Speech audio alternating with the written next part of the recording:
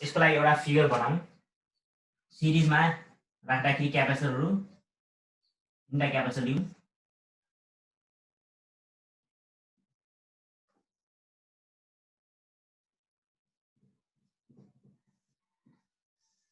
यसरी है C1 C2 यिनीहरुको फरक क्यापेसिटेन्स छ यसको क्यापेसिटेन्स C1 यसको C2 यसको C3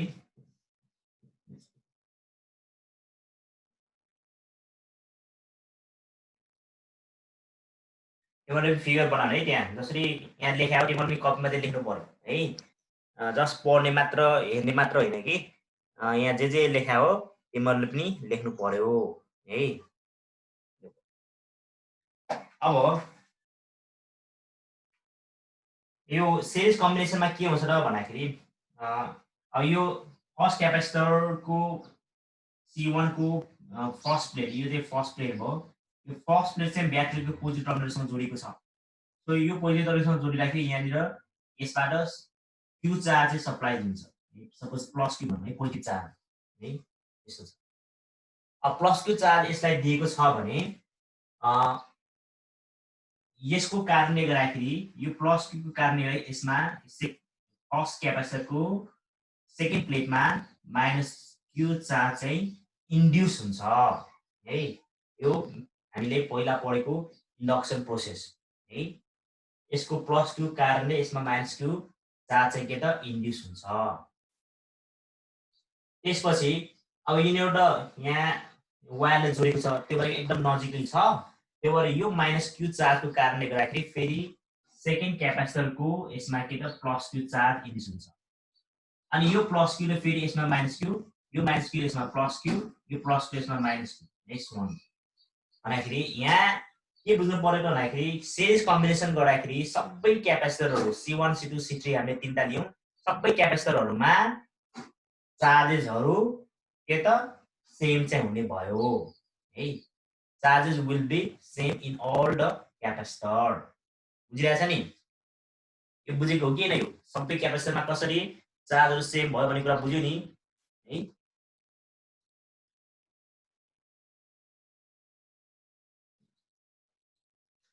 त्यसो भए अब अनि क्यापेसिटरको C1 C2 C3 छ अब यहाँ हामीले जम्मा भोल्टेज चाहिँ यो ब्याट्रीले दिएको भोल्टेज चाहिँ V छ भने चाहिँ मान है V भोल्टेज मान्दाखेरि अब यो V भनेको चाहिँ C1 C2 C3 तीनवटै क्यापेसिटरहरुमा चाहिँ डिस्ट्रिब्युट हुनेको है so capacitor voltage across C1 C2 C3 फरक हुँदाखेरि यसको एक्रसमा भोल्टेज भनेको चाहिँ V1 मानौं है यसको अनि यसको चाहिँ V2 मानौं है अनि यसको चाहिँ के त V3 मानौं है voltage across C1 C2 and C3 है जम्मा यसले दिएको भोल्टेज चाहिँ के त V1 V2 V3 गरेर डिभाइड हुने है किन भन्दाखेरि यसको हरेक क्यापेसिटरको पोजिटिभ र नेगेटिभ टर्मिनल र दुईटा यो प्लेट्सहरु भन्छ टर्मिनल भन्दा दुईटा प्लेट्सहरु चाहिँ के त सेम यो ब्याट्रीको सेम पोजिटिभ र नेगेटिभ टर्मिनलसँग जोडिएको छैन है त्यो भनेको सिरिजमा हो कि प्यारललमा चाहिँ त्यस्तो हुन्छ अब यो कस्तो हुन्छ भने कुरा म एकछिनपछि त्यो प्यारल कन्डिसन एक्सप्लेन गर्दिनँ है तर यहाँ के बुझ्नु पर्यो भने यहाँ भोल्टेज चाहिँ C1 C2 C3 मा चाहिँ सेम चाहिँ हुँदैन भन्ने कुरा चाहिँ बुझ्नु पर्यो कि है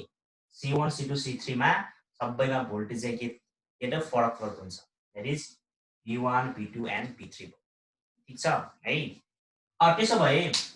यहाँ सेम भनेको चार्ज मात्र भयो same charge will be stored in all the capacitors भयो Q सबैमा अब यसको लागि हामीले यसको इक्विभ्यालेन्ट क्यापेसिटेन्स निकाल्न खोज्दैछौँ यो सिरिज कम्बिनेसनमा चाहिँ इक्विभ्यालेन्ट क्यापेसिटेन्स कति हुन्छ भन्ने कुरा निकाल्नको लागि चाहिँ अब जम्मा V भनेको चाहिँ V equal to V1 plus V2 plus V3 हुने हो है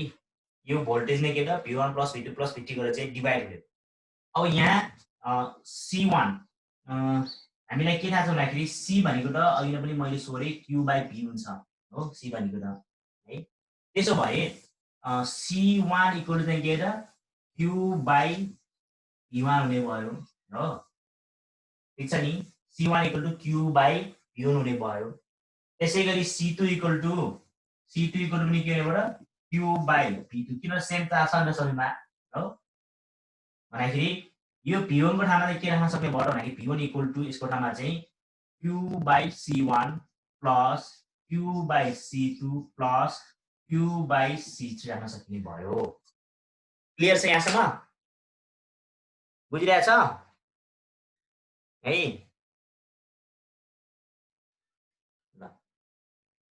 त्यसपछि अब यसमा यो फिगरलाई मैले मेटेँ।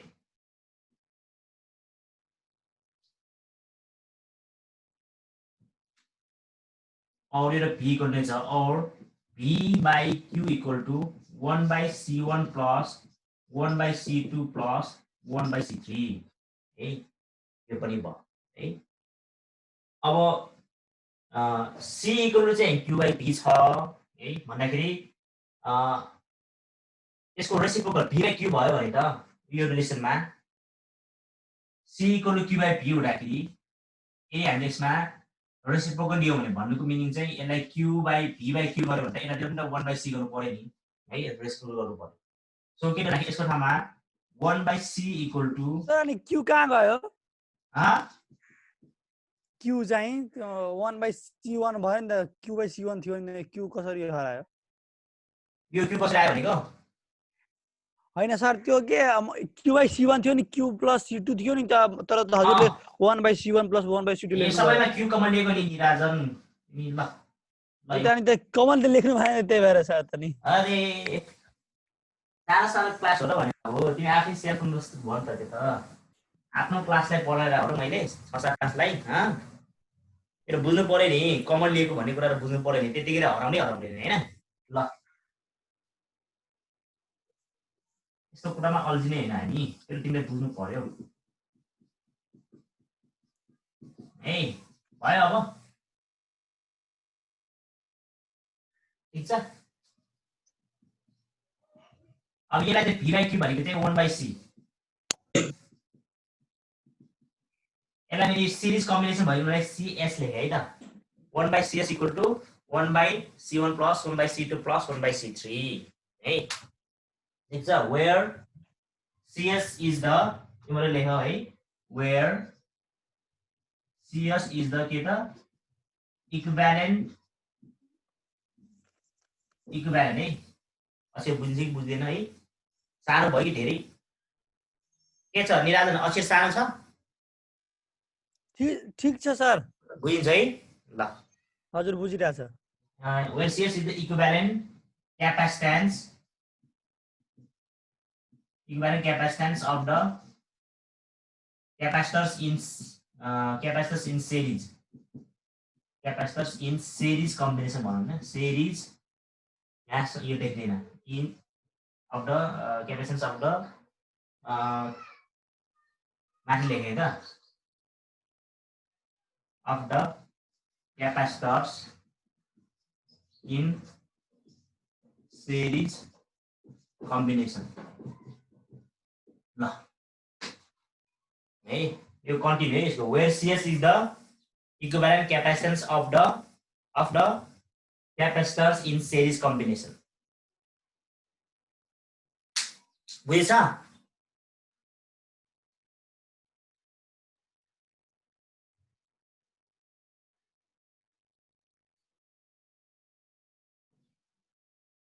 ल वेयर पछि के हो? वेयर पछि C3 हो कि कति हो सर? CS भनेको CS S फर सिरिज कम्बिनेसनको लागि सफिक्स युज गरेको।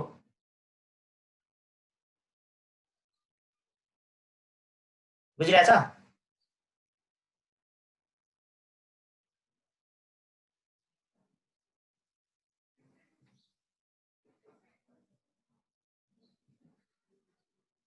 यो मैले मेट है त।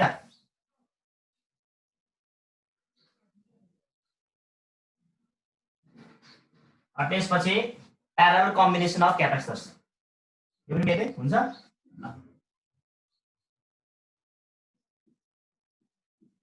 प्यारलल combination of capacitors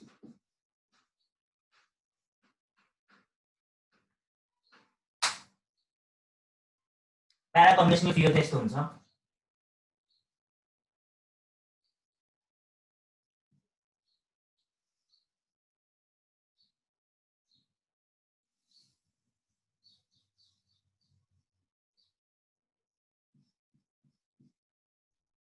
यो C1 C2 C3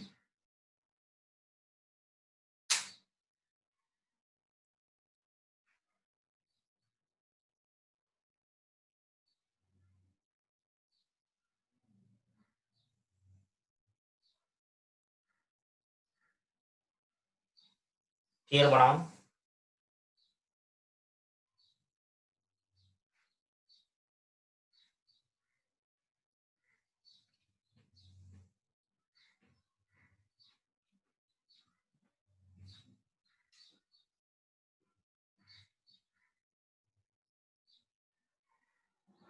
है अब यहाँ हेरौँ है यता पनि यसरी निकाले पनि हुन्छ अब जोडिहाल्यो भयो ल। सर के को क्लास हो? कुन च्याप्टरको क्लास भइराखेको हो भनेको सर? क्यापेसिटर पढेर हैन हामी वस्तीको क्लास सर उ गरेर लाइन गरेर लिन पाइएन के अनि कस्तो वस्तीको क्लास एटेम्प गर्न पाइएन के लाइन गरेर। ए फ्राइडेको हजुर अब भोलि पनि हुन्छ है क्लास फिजिक्सको 8 बजे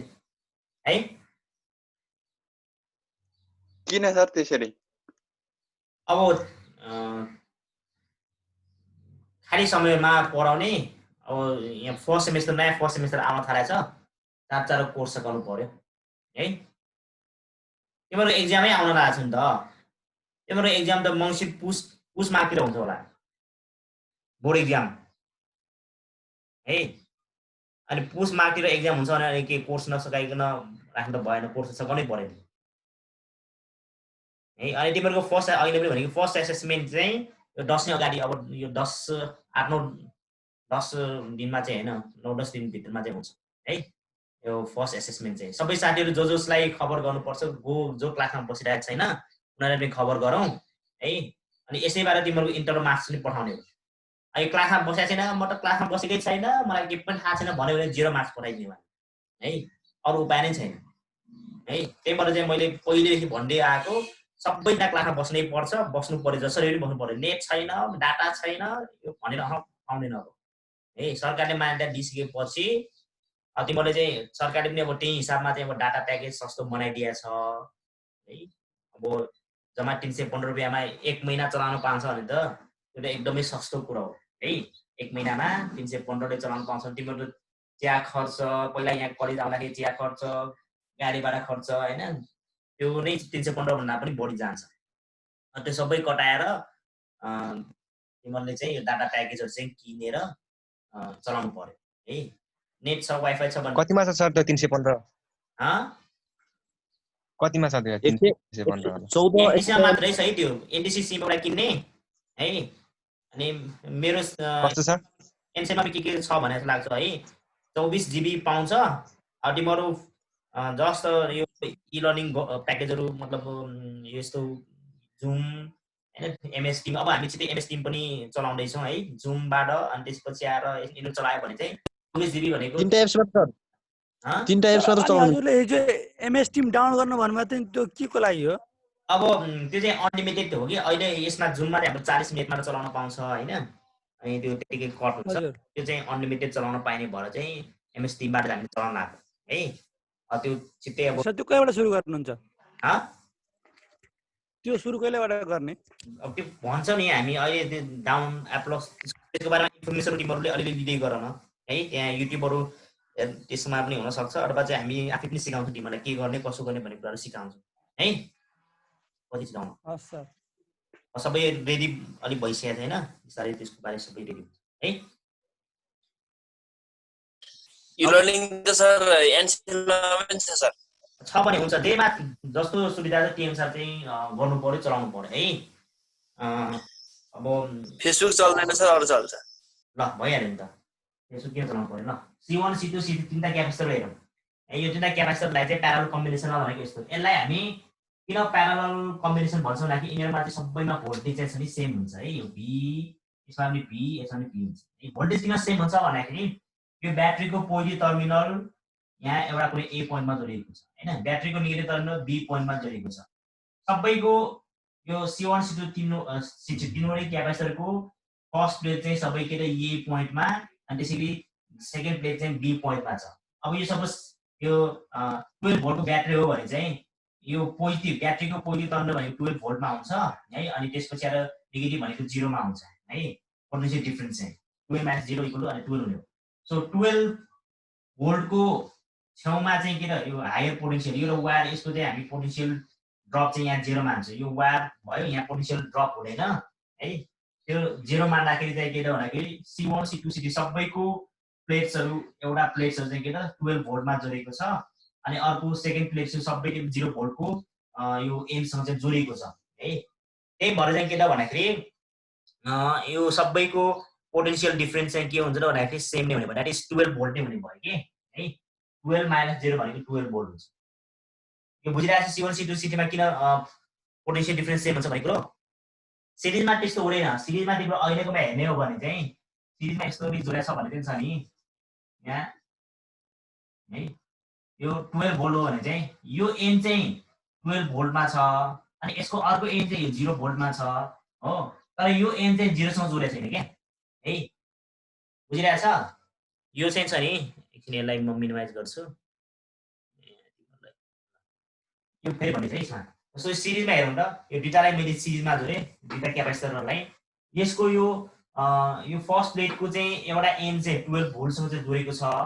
हो अनि अर्को चाहिँ के त भन्दाखेरि 0 भोल्ट चाहिँ के त भन्दाखेरि यो अर्को प्लेट हो है अर्को क्यापेसिटरको सेकेन्ड प्लेट चाहिँ के 0 भोल्टमा चाहिँ जोडिएको छ है लोड पोटेन्शियलमा जोडिएको छ सो यो प्लेट यो जुन फर्स्ट क्यापेसिटरको सेकेन्ड प्लेट त 0 सँग जोडिएको छैन नि 0 सँग नजोडिएको हुनाले चाहिँ त्यहाँ यो पोटेन्शियल डिफरेन्स अक्रस द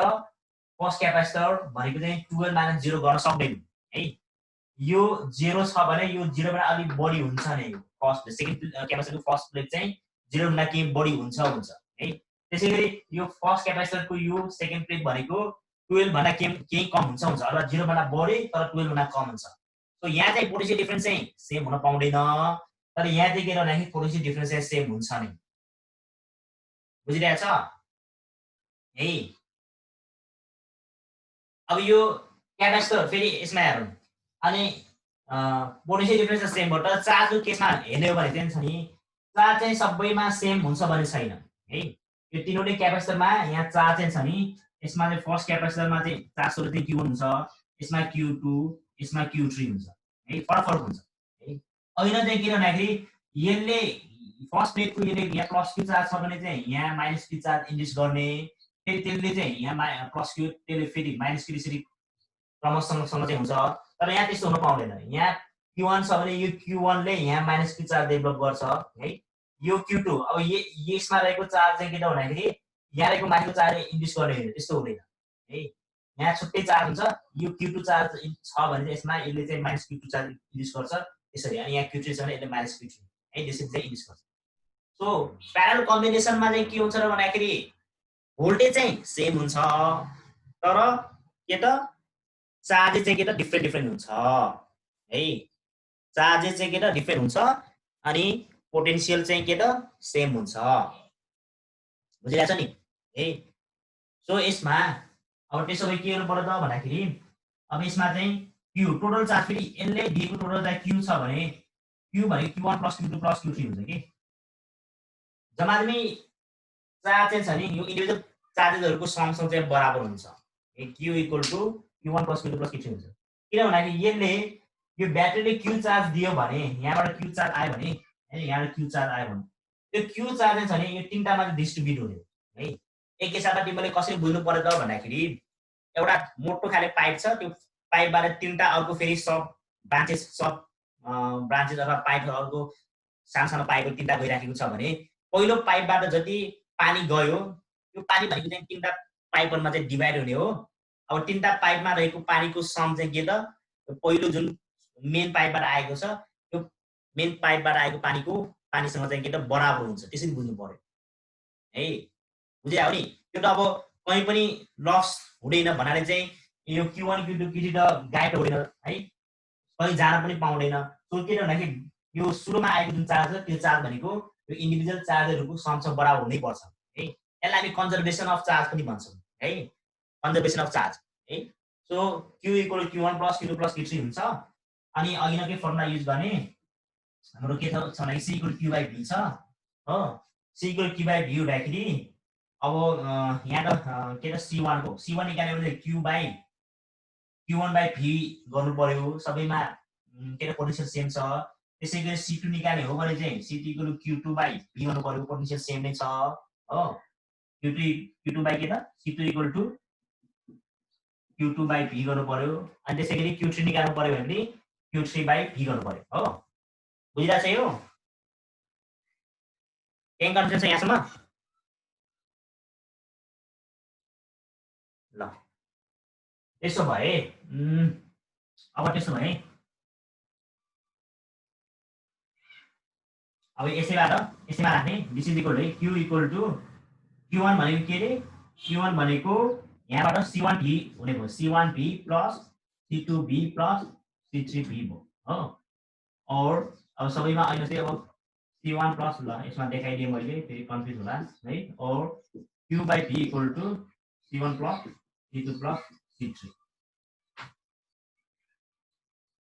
और Q/V भनेको C हो C in parallel C1 + C2 + C3 यो बुझिन्छ यो भनेको प्यारलल कम्बिनेसनमा इक्विभ्यालेन्ट क्यापेसिटेन्स चाहिँ where Cp is the equivalent capacitance in parallel combination है equivalent capacitance in parallel combination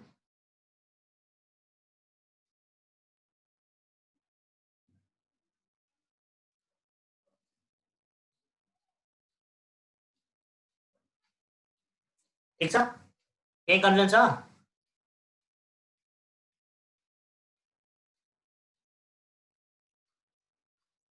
Ganesh Sai बुझिरहेछ बुझिरहेछ sir अलिअलि त्यसो भए अब यहाँ हेर होइन इक्विभ्यालेन्ट क्यापेसिटेन्स भनेको चाहिँ 1/CS = 1/C1 + 1/C2 + 1/C3 भयो थियो है अब यसमा चाहिँ छ नि जस्तो 1 यो दुईवटा भ्यालु भयो 2 2 लिए अब यसको रेसिप्रोकल 1/2 + 1/2 गयो भने चाहिँ छ नि यो पहिलो इन्डिभिजुअल भ्यालु 2 बनाए अब त्यो ठुलो हुन्छ कि सानो हुन्छ 1/2 + 1/2 गर्दाखेरि विजय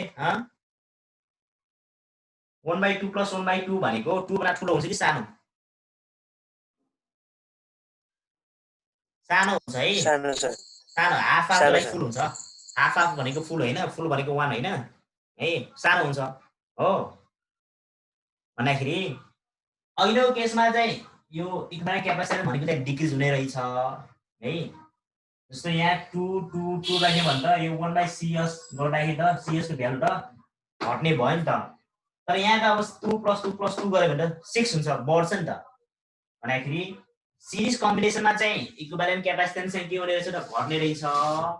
अनि प्यारलल कम्बिनेसनमा चाहिँ के इक्विभ्यालेन्ट क्यापेसिटेन्स चाहिँ के हुने रहेछ त बढ्ने रहेछ है यो चाहिँ बुझ्नु पर्यो ठीक छ है ल यो अब